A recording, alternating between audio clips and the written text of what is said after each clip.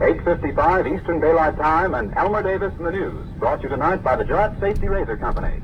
Just time to tell you that today's improved Gillette Blue Blade, made of steel hot enough to cut glass, has the sharpest edges ever produced. That's why it gives you the quickest, easiest shaves ever. Ask your dealer for Gillette Blue Blade.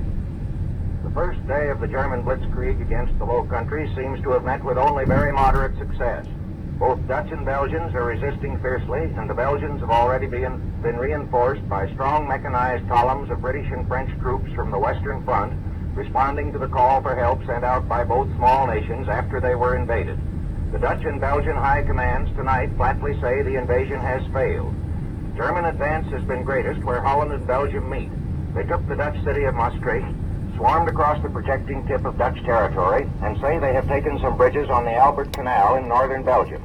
Farther south, they claim to have occupied the town of Malmedy, lost to Belgium by the Treaty of Versailles.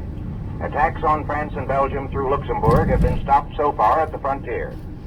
The invasion of the Netherlands seems to have been held at the IJssel River, where the town of Arnhem has resisted German attacks.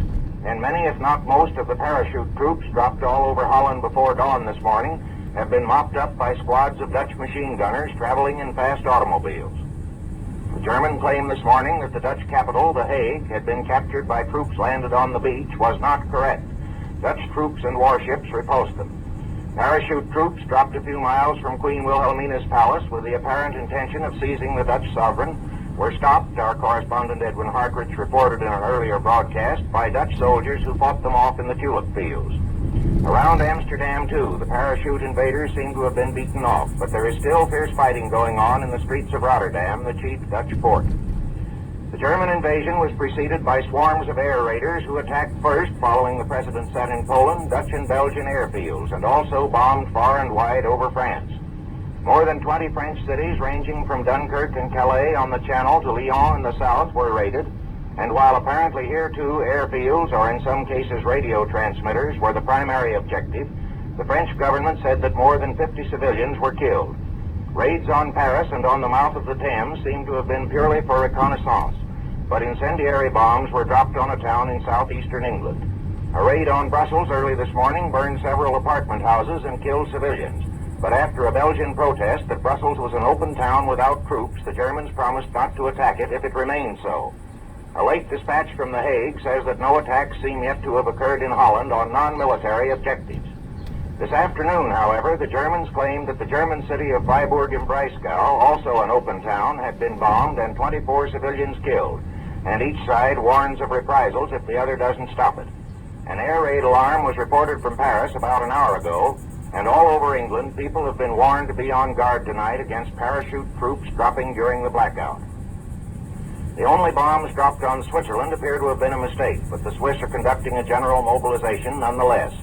And just before all this began, the British announced that they had occupied Iceland, so far as we know, without protest, to prevent its seizure by Germany.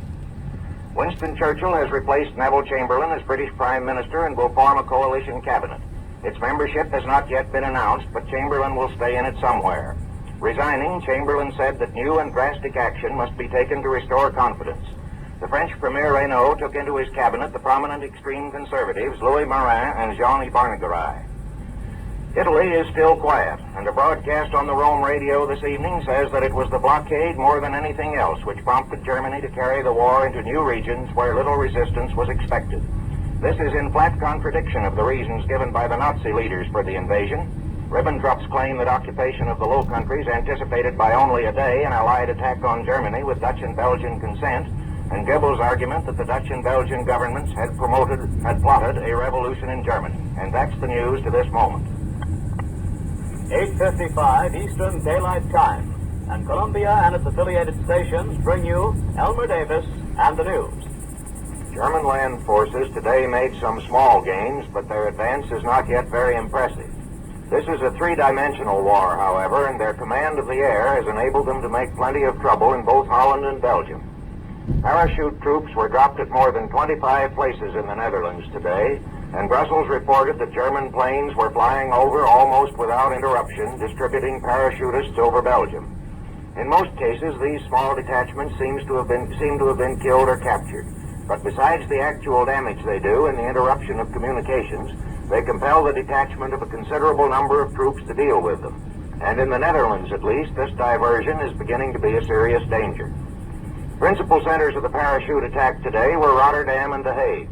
Swarms of parachute troops were dropped there through the day, and the Germans still hold part of Rotterdam, including the Walhaven airport. This was heavily bombed again by British planes and apparently is of little use as a landing field. But our correspondent Edwin Hartridge reported earlier that many Germans had got into Rotterdam on merchant ships under the Swedish flag, and hard fighting apparently goes on in the downtown part of the city. The Dutch hold The Hague, but have had to fight not only parachute troops, but Germans in citizens' clothes who have been firing from house windows, and this morning made an unsuccessful raid on the police station. Between the plain clothes and the Dutch uniforms used by some of the Germans, it must be hard for the defenders to know just whom to fight. The German radio tonight claims that parachute troops dropped on the Belgian coast have forced their way into the town of Ostend.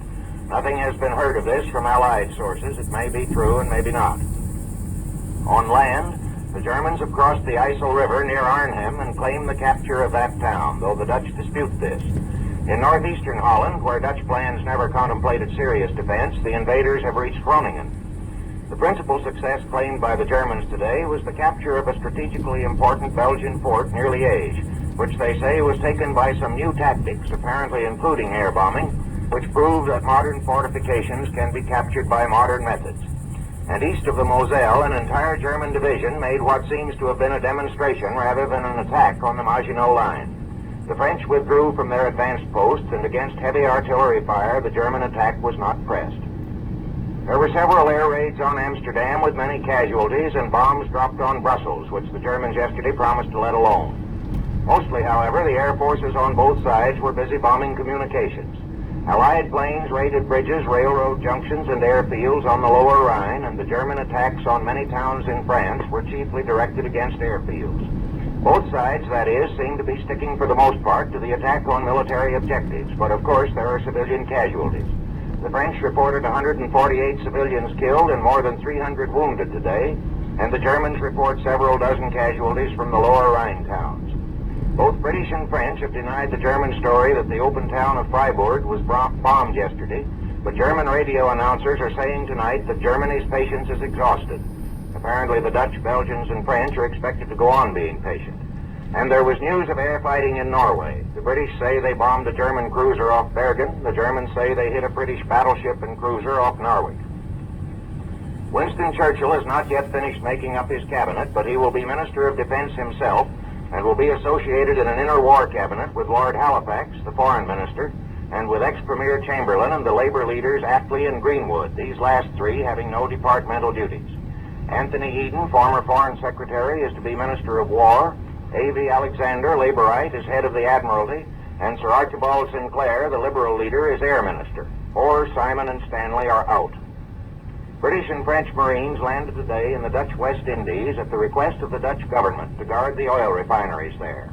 In Washington, it was said that so long as the Dutch government had requested it, this action involved no violation of the Monroe Doctrine. As for the Dutch East Indies, the Japanese Foreign Minister Arita repeated to diplomats today that it was a vital interest to Japan to preserve the status quo, and Secretary Hull repeated his recent statement that any disturbance there would be prejudicial to the security of the whole Pacific area.